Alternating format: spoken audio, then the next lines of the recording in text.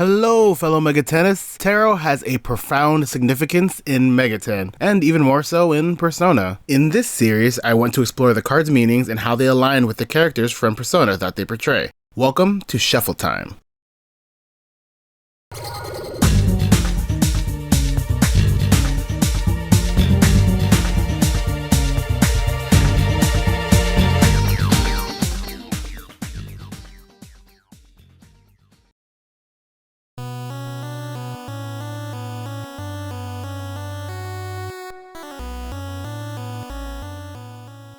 Let's look at arguably the most noteworthy Persona card in the deck, the Fool.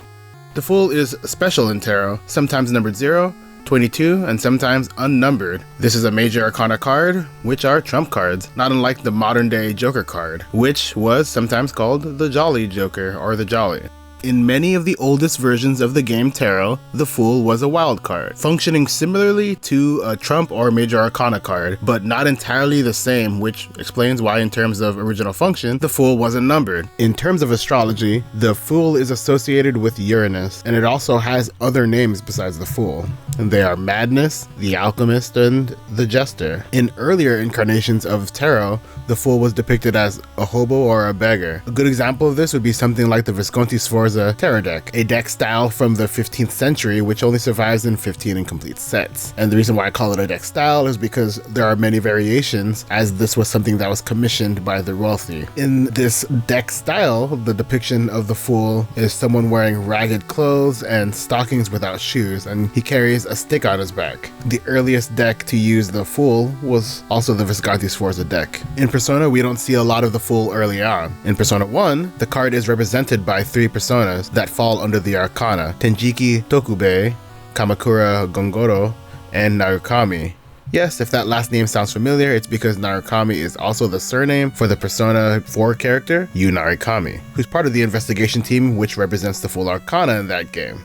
That early depiction of the Fool follows a design similar to the Rider-Waite deck. This deck is one of the most well-known deck styles and is often the most associated deck when looking for a tarot for mysticism. For Persona 3, the card seems to be a loose interpretation of the Rider-Waite deck.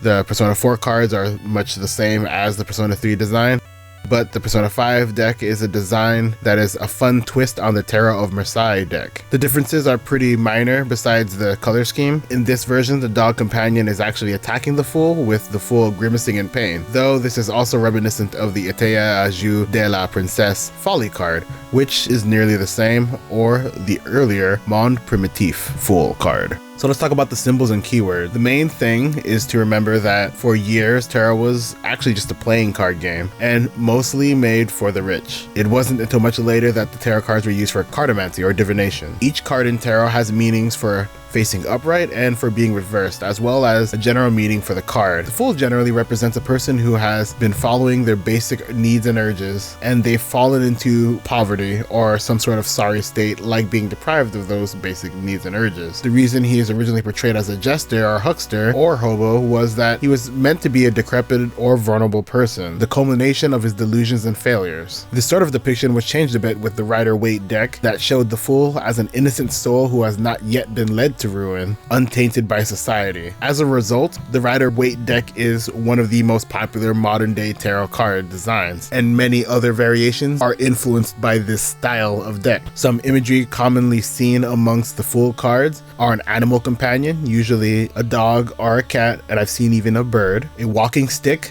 staff or club, a feather or feathers in the hair of the Fool, a bindle, a flower, and even a butterfly. Interestingly, it's as if the Rider-Waite deck is essentially the positive interpretation of the Fool card, while the older iterations are a more negative interpretation of the card. According to tarot historian Robert Place, the Fool represents the everyman in the Triomphe or Trionfo, which is a piece that typically depicts gods and human archetypes, both the positive allegory and the negative ones, such as this one, which shows foolishness, painted by by Giotto. These were seemingly based on Plato's model of the soul, which according to Plato, the soul is comprised of 3 parts: eros, thymos, and logos, or appetite, spirit, and logic, which a few of the cards in tarot seem to be based specifically on. And even more interestingly, this is referenced in Persona 5 in the April 12th quiz. Just to clarify, the everyman is someone who is created for the audience to relate to, which makes the decision of not having every protagonist in Persona represent the Fool somewhat interesting, though the Persona games actually use the Fool's iconography in another way to represent the Fool's journey. The Fool's journey is of transformation that a person goes through in order to become a full person, someone balanced and tempered by their experiences, both positive and negative. This is one of the best things about Persona, especially the Hoshino Persona games, which does this very well. It presents a protagonist who is a blank slate at the beginning of their journey, innocent and unspoiled by life. This symbolism is really blatantly explained by Igor, for instance, in Persona 3, who explains this quite well.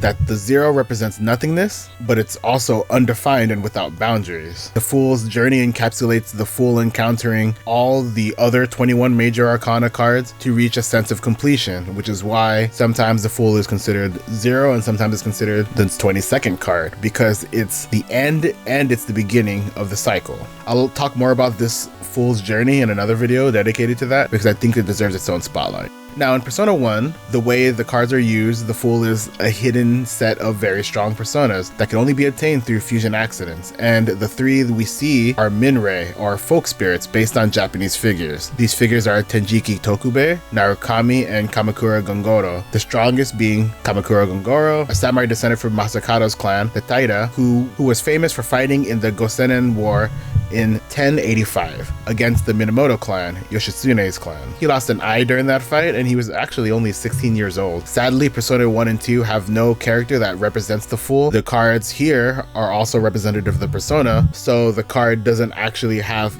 a specific Fool sprite, it's actually just the sprite for each persona. In Persona 2 again, this is a hidden set of personas, but now you can obtain them through a really rare card type, the Full Arcana card type. This is a card you can't make using blank tarot cards. Only Tenjiku Tokubei returns to the roster of Full Arcana persona. The other Persona 2 Fools are Saratobi Sasuke, Tobi Kato, Fuma Kotaro, and Junosuke Kuroda. These are all Japanese figures again, but this time they are themed after famous ninja, with exception of Tokubei, who is a adventurer slash author, and Junosuke, who is an in-game universe character. Interestingly, a few of these even get different art depending on if they're the Innocent Sin version or the Eternal Punishment version. The card actually has its own specific design, and as I said before, it's based on the Rider-Waite deck, and it's rather nice. In Persona 3, we now see that characters are more literally representing cards, with the entire seas representing the Fool, which is fitting very well to the Fool's journey concept. Orpheus is the protagonist's initial persona, whose folklore exemplifies a Fool if that Fool didn't complete his journey correctly. Another thing worth noting is that the benefit of this social link is an improved teamwork essentially, much like the collective arcana benefiting the Fool throughout the journey. The card follows the more positive Rider-Waite style imagery in a simplified form. Warning, this will contain light spoilers for Persona 4. In Persona 4, the investigation team represents the Fool, and Adachi represents the Jester arcana. The Jester card draws upon the old perception of the Fool as a street performer or clown. It has a winding road in the background with animal companions associated with the Fool surrounding him in a circle, as well as thorns rounded on the bottom of the card, which all indicate a painful variation of a repetitious cycle. Izanagi is the Full Arcana initial persona for the protagonist, and his story is similar to Orpheus's, where he fails to retrieve his dead wife and is punished for it. Loki is this game's ultimate Full Arcana persona, and he fits the foolishness and failed Fool's journey arcs with his path of the trickster god to one who wars with the other gods, leading an army of Jotun in the Ragnarok. Warning, this will also contain spoilers for Persona 5. Finally, in Persona 5, the protagonist has the initial persona Arsene, who would probably more identify with the jester or trickster nature of the card rather than the Fool's journey or initiation of the journey like the Rider-Waite interpretation. The confidant who represents the arcana is the Warden. Here's where the spoilers come in, by the way. Interestingly, the Warden is Demiurge, and he's known by other names: Yaldabaoth, Saklas, and Samael. That second name literally translates from Aramaic as the Fool. This depiction of Yaldabaoth appears to be the blind god perception, which ties into the foolish side of the fool rather than the jester. Sataniel is the ultimate persona of the Fool Arcana, and much of how Yalda is the creator god who has multiple imaginings, Sataniel is also multifaceted. He appears in the second book of Enoch, or the book of the secrets of Enoch. This book describes 10 heavens and notes battles between devils and angels. In this, we find Sataniel, or Satanieli, also referred to as Shemyaza and Azael, who is the leader of the Watchers, or the Grigori, those who are awake. These are angels who resemble humans, but are also giant in nature, and they occupy the fifth heaven. This is the heaven where the battle between God and the angels took place, resulting in these angels specifically being disheartened and fallen due to their rebelling. They are eventually thrown out of heaven after Satanieli attempts to become God's equal, and also these Grigori are the ones that went down to earth and married and slept with human women, resulting in the birth of demons and monsters, and this is one of the reasons why God decided to flood the earth. That being said, I can't really say how well the Sataniel story works with the Fool, but it does fall in line with the idea of rebelling as seen heavily in Persona 5, and I can also see it falling in line with how the personas for the Fool protagonists tend to be failed heroes. And that's it for the Fool Arcana. Hope you enjoyed this, so look forward to more if you did. Goodbye, fellow megatennists.